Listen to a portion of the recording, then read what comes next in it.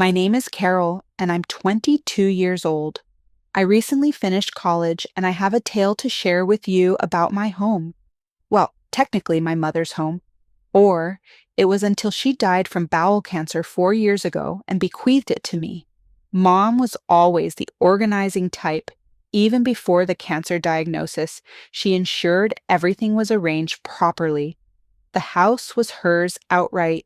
She'd purchased it before she even met my father, and thank goodness for that foresight. She made certain I understood about the will as well. "This way you'll always have a place to live," she told me, her voice calm despite everything she was enduring. Things weren't always this complex. My parents' marriage lasted a decade before Dad chose to abandon us for another woman. I was 9 when he packed his belongings. No drama, no disputes over custody or assets. He simply departed. The only thing he consented to was covering my college tuition. He established a special account and deposited the entire amount for my future education immediately. I suppose that was his interpretation of child support. Dad began a new family quite rapidly. His wife, Linda, had their daughter soon after. She's 10 years younger than me. I'd visit occasionally, staying at their rental home, but it never felt comfortable. Linda would be occupied with my half-sister, gushing over her latest achievement or styling her hair. Dad was constantly working, claiming he needed to support his family. Amusing how I wasn't really part of that category anymore. "Carol, would you like to join us for dinner?" Linda would inquire, but her tone always implied she hoped I'd refuse. We maintained things polite, though, exchanging birthday cards, holiday wishes, the occasional awkward family meal. It was all very formal and courteous in that uncomfortable manner that makes your skin crawl. Mom earned good money as a senior accountant, so when the cancer struck, she could concentrate entirely on treatment. I was 14 when we received the diagnosis. She resigned from her job immediately to focus on battling the illness. For 4 years, we existed between hospital appointments and treatment sessions. Mom never grumbled, not once.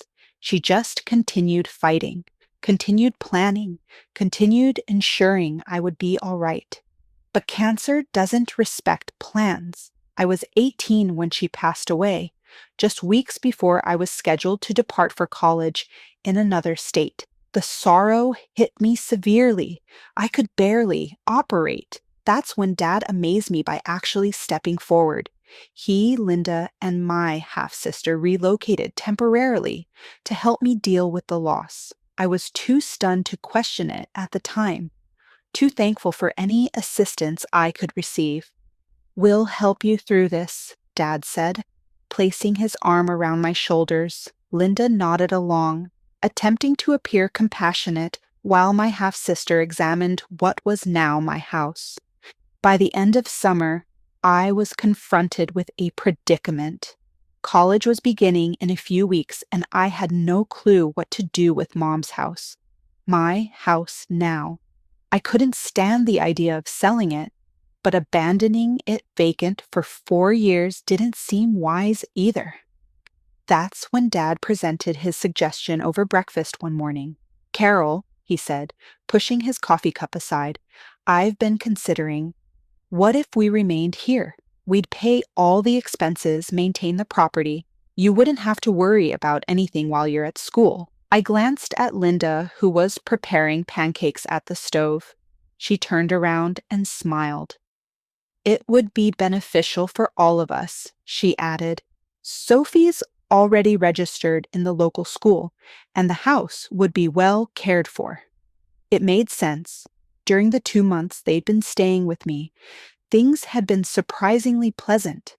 Linda had ceased being so aloof, and Sophie, my half-sister, had actually begun treating me like a genuine sister instead of some stranger who appeared occasionally. So I agreed.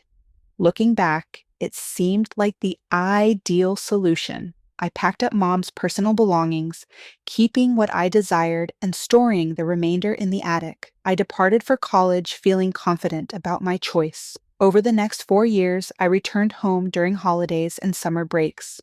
Those visits were actually nice. Linda would prepare these large welcome home dinners. I made your favorite lasagna, she'd say, as if she'd always known my preferences. Sophie would pull me to her room to show me her latest artwork or tell me about school drama. During Christmas breaks, we'd all decorate the tree together. Dad would lift Sophie to place the star on top while Linda and I debated good-naturedly about whether tinsel was tacky or classic. We'd sit around drinking hot chocolate, and sometimes I could almost forget that this wasn't the family I began with. Summer visits were different, longer, more relaxed. Sophie and I would spend afternoons by the community pool, and I'd assist her with her summer reading. Linda would invite me to her book club meetings, and we'd actually enjoy dissecting whatever romance novel they'd selected that month. Your sister's so wonderful with Sophie, I overheard Linda telling Dad one evening. It's nice having her home. That made me feel warm inside, like maybe we really had become a proper family. I called regularly during semesters, weekly conversations with Dad about my classes, catching up with Linda about house maintenance. The roses you planted are blooming beautifully, Carol. And FaceTime sessions with Sophie, who kept me updated on her middle school adventures. Everything seemed perfect. We'd created this unusual but functional family dynamic, built on the foundation of my mother's house. I never imagined it could all collapse so quickly, but I guess that's the thing about houses. No matter how solid the foundation, you never know what's happening behind the walls. Finally, at 22, with my degree in hand and a job arranged back home, I was ready to begin the next chapter of my life. I'd already accepted a position at Marshall and Brooks Financial in my hometown. They'd interviewed me via Zoom and offered me the job right away. Everything was falling into place perfectly. Or so I thought. The taxi dropped me off in front of my house on a sunny June afternoon. I stood there for a moment, taking in the familiar sight.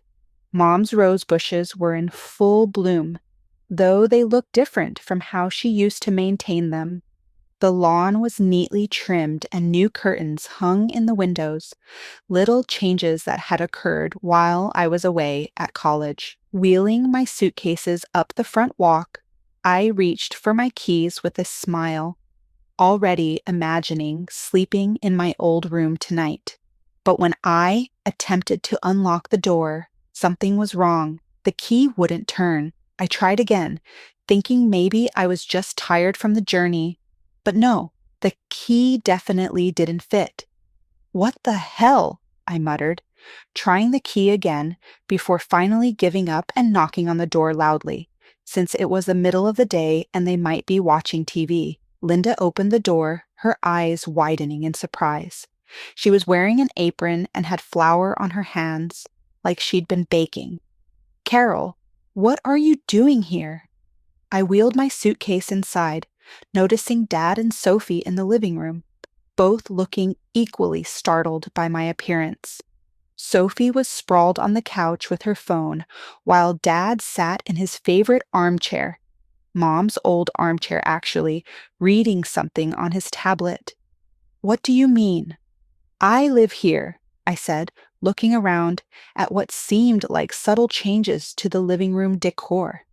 Why were the locks changed? Dad scratched his neck. That nervous habit he's had since forever. Oh, that. Yeah, I changed them last month for safety. You know, there were some break-ins in the neighborhood. You could have told me, I said, trying to keep the irritation out of my voice, or sent me a new key. I mean, this is my house. We weren't expecting you, Linda said carefully, her arms crossed over her chest. She'd wiped the flour off her hands and was looking increasingly uncomfortable. Why not? I graduated last week. I told you guys I was coming home to start my new job. I looked between them, feeling increasingly uneasy. Something was off about their reactions. Sophie had even put down her phone and was watching the scene unfold with an odd expression. Carol, Dad cut in suddenly, standing up. Can we talk in the office for a minute? I followed him into Mom's old office. My office now, technically. The room still had Mom's degrees on the wall, her collection of financial reference books on the shelves. He closed the door behind us, and I noticed his hands were shaking slightly as he turned to face me. Listen, honey, he started, his voice low. There's something you need to know. Linda, well, she thinks this house belongs to me. I stared at him, not comprehending.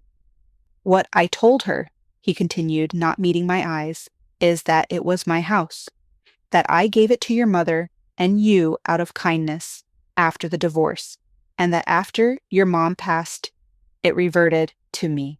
She thinks she's just been living here because I allowed it. I must have stood there gaping at Dad for a full minute before finding my voice again. My first instinct was to storm out of the office and tell Linda everything. Now I understood her surprised look when I showed up.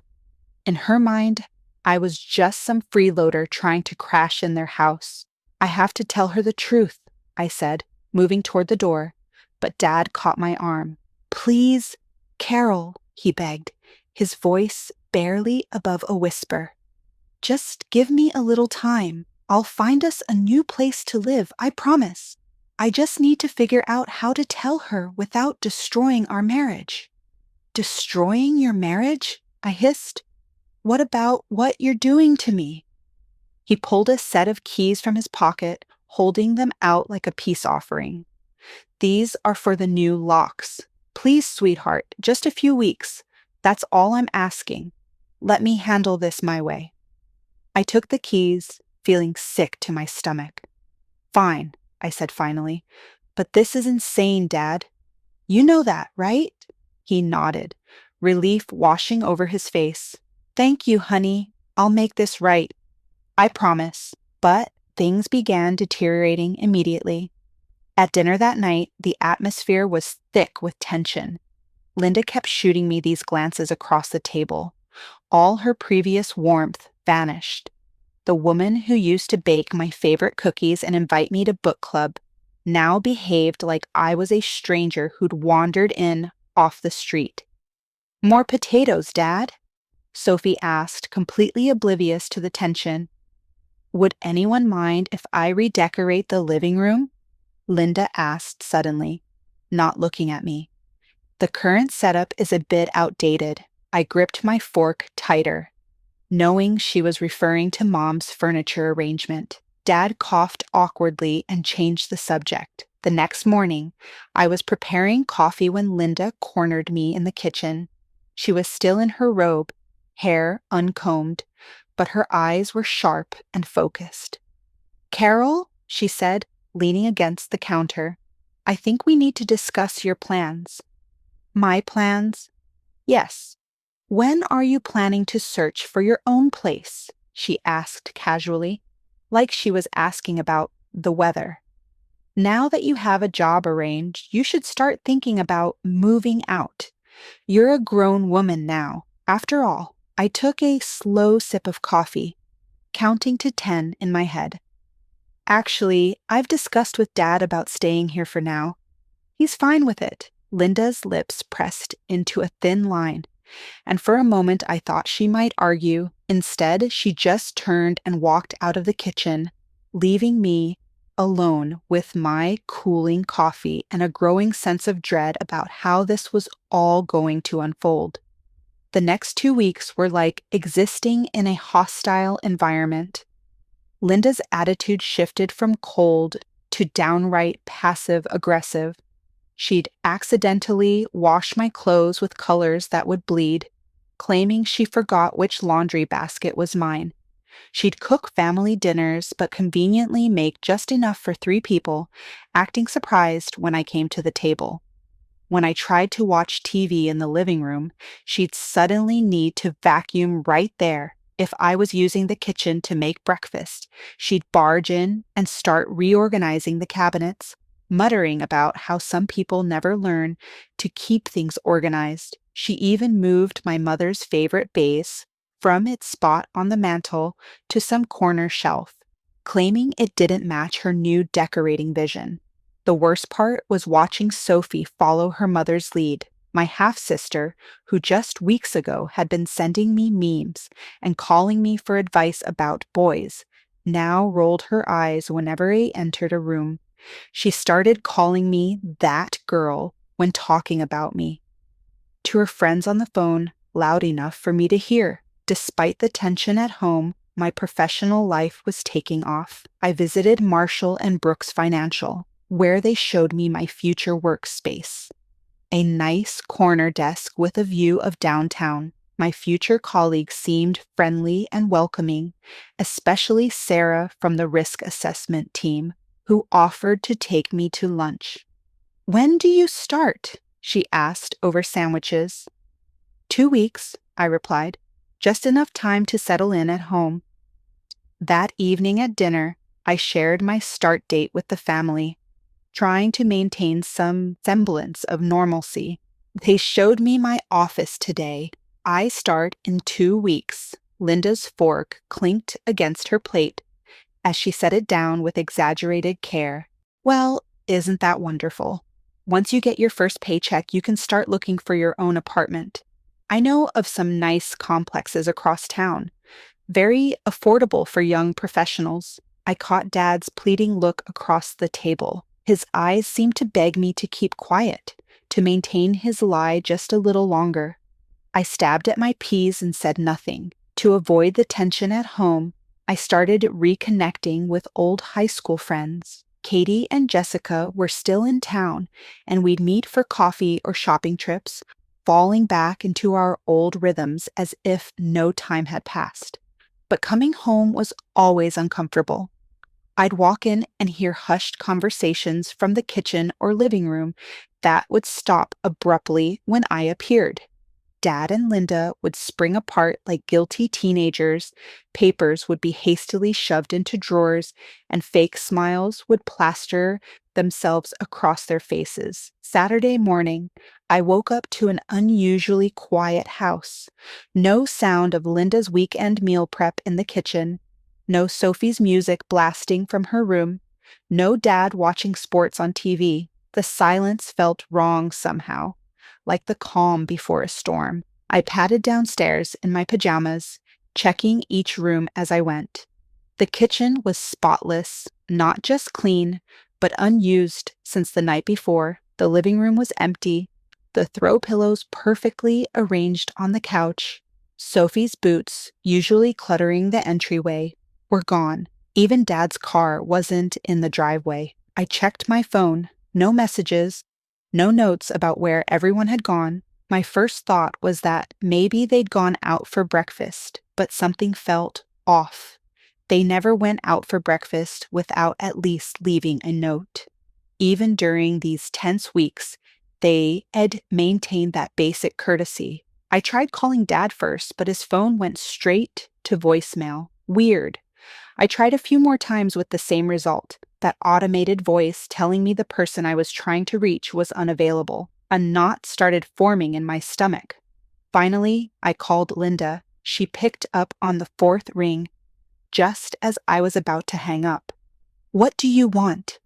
Her voice was sharp, hostile in a way I'd never heard before. In the background, I could hear waves and what sounded like tropical music. "I just wanted to know where everyone is," I said, caught off guard by her tone. "I woke up and the house was empty." She laughed, an ugly, mean sound that made my stomach clench. "Oh, didn't we tell you? We're in the Maldives, first-class flights, luxury resort, the works. We didn't mention it because, frankly, we didn't want you tagging along and expecting us to pay for you too. Not that you'd know anything about paying for things yourself." "What?" "I wouldn't—" "Save it," she cut me off. I'm sick of this whole situation. You're nothing but a lazy freeloader living in our house like you own the place. Your father might put up with it, but I'm done. Do you know how embarrassing it is to have a grown woman living in our house, eating our food, using our utilities? My hands were shaking so hard I could barely hold the phone. I sank into one of the kitchen chairs, my mother's chairs, actually, my legs suddenly too weak to hold me up. Linda, No, you listen to me, she snarled. Your father never loved you. You were just an obligation. He already wasted enough money on your college education, and now you're squatting in our house like some entitled princess. Well, I've had enough. Did you think you could just live here forever, mooching off us while we work hard to maintain this home? I could hear Sophie giggling in the background and Dad's muffled voice saying something I couldn't make out. The betrayal felt like a physical blow. When we get back, she continued, her voice dripping with venom, I want you gone. Do you understand me? Pack your things and get out of our house. If you're still there when we return, I'll throw you out myself. And trust me, I won't be gentle about it. I don't care where you go. Live on the street for all I care. You're not our problem anymore. And don't bother trying to call your father. He agrees with me. He's just too weak to tell you himself. We've already blocked your number. Have a nice life, Carol. Or don't. I really couldn't care less. The line went dead. I sat in that kitchen for what felt like hours, fury slowly replacing shock. They were living in my house, the house my mother had worked for, had left to me. And they had the nerve to call me a freeloader, to try to throw me out. Well, I'd had enough of playing along with Dad's lies. I blocked their numbers on my phone, my hands still shaking, but now with anger rather than hurt. Then I started methodically going through the house, gathering their belongings, Linda's expensive clothes, Sophie's school stuff, Dad's golf clubs. Everything went into boxes and suitcases. I worked through the entire Saturday, fueled by rage and bitter disappointment. By Sunday morning, I had their life packed up and stacked in the garage. I found a 24-hour locksmith who could come right away. He worked quickly, replacing the locks on all the doors. It cost a small fortune, but it was worth every penny. When he finished, I handed him my credit card, feeling a strange sense of satisfaction as I clutched the new keys. Monday morning, I started my new job at Marshall & Brooks. For 2 weeks, I threw myself into work, learning the ropes, making new friends, trying not to think about the confrontation I knew was coming. I kept their stuff in the garage, but I rearranged the house back to how Mom had it, removing every trace of Linda's decorating vision. Then came that Friday. I pulled into the driveway after work to find them standing there, Dad looking nervous, Linda red-faced with fury, and Sophie hanging back with a scowl. They must have just gotten back from their vacation. Their suitcases were still in their rental car. Linda started screaming before I even got out of my car. How dare you change our locks? How dare you lock us out of our own house? I walked calmly past them to unlock the door. Linda followed, still yelling. We're calling the police. This is breaking and entering. This is our house. I turned to face them, something inside me finally snapping. No, Linda, it's not your house. It never was. This house belongs to me. My mother bought it before she even met Dad. She left it to me in her will. The only reason you've been living here is because I allowed it temporarily. Linda laughed, but it was an uncertain sound. She looked at Dad. Tell her she's lying. Tell her this is our house. Dad wouldn't meet anyone's eyes. He just shrugged, his shoulders slumping. She's telling the truth. The house, it was always hers. I watched as the truth sank in. as Linda's face transformed from rage to calculation in a matter of seconds. Her entire demeanor changed like a switch had been flipped. "Oh, Carol, sweetheart," she said, forcing a laugh. "You didn't think I was serious on the phone, did you?"